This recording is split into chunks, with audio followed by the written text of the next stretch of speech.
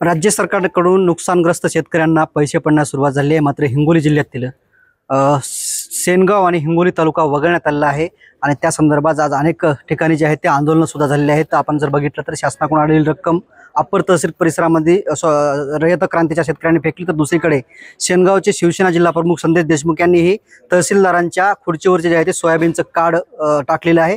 आणि ह्यावर सगळ्यासोबत बोलण्यासाठी आपल्यासोबत आहेत हिंगोली लोकसभेचे खासदार नागेश पाटील आष्टीकर। खरं तर दोन तालुके तुमच्या लोकसभा मतदारसंघात वगळलेले आहेत, तर काय त्या शेतकऱ्यांना दिलासा देणार? मी या संदर्भामध्ये आत्ताच काही जणांना माध्यमातून बोललो होतो। सकाळपासून कालपासून हा चर्चा जोरात चालू आहे की नांदेड आणि हिंगोली त्यातून वगळलं म्हणून मी चीफ सेक्रेटरीला फोन केला होता। त्यांना विचारणा केली मी आणि ते विचारणा केला असता त्यांनी सांगितलं की नजर चुकीने हे गोष्टी राहिलेल्या आहेत, त्याचे सुधारित आदेश ते आता संध्याकाळी 6-7 वाजेपर्यंत काढतील। तुमची आता जिल्हाधिकारी आणि तुमची भेट झाली आहे, जिल्हाधिकाऱ्यासोबत काय चर्चा झाली? नाही, हेच याच्यासाठीच की त्यांची आता मी चीफ सेक्रेटरीला फोन केला असता त्यांनी 6-6:30 वाजता त्यांची विषय आहे, नांदेड कलेक्टर असो की हिंगोली कलेक्टर असो, ज्या संदर्भात मध्ये हे जे लोकांची ही जी ओरड चालली आहे ती, आणि त्या संदर्भामध्ये आपल्याकडून कोणती चूक राहू नये, आपल्याकडून कोणती गलती होऊ नये, कुठला भाग सुटू नये, या संदर्भामध्ये एकदा अवेअरनेस करायसाठी म्हणून त्याला एकदा आठवण करून द्यायसाठी म्हणून मी कलेक्टर साहेबांची भेट घेतली। 31,628 कोटीचं पुन्हा एकदा पॅकेज जाहीर झालेलं आहे शेतकऱ्यांसाठी, आहेत का समाधानी सगळे शेतकरी?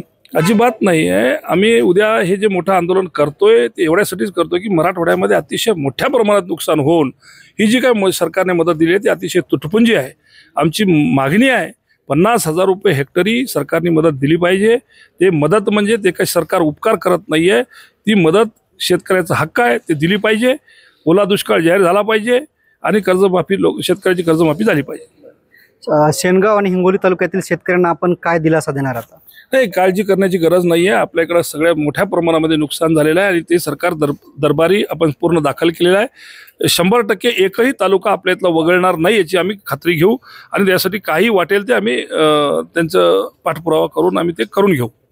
खरं तर दोन्ही तालुक्यातील शेतकऱ्यांनी कुठलीही चिंता करू नये, वाटेल ते त्या शेतकऱ्यांसाठी आम्ही करणार असल्याचं खासदार नागेश पाटील आष्टीकर यांनी सांगितलं आहे। कॅमेरामॅन ज्ञानेश्वर वानखेडेसह मी रमेश चेंडके, TV9 मराठी, हिंगोली।